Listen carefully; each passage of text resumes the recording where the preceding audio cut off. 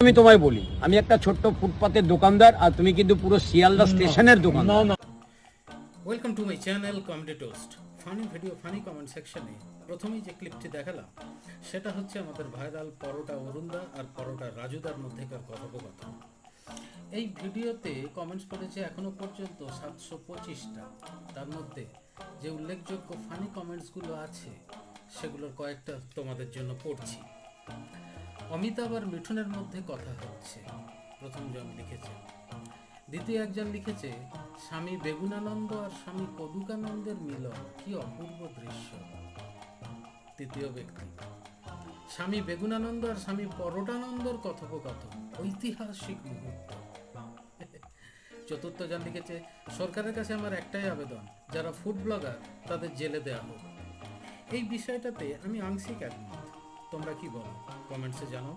ভালো লাগলে লাইক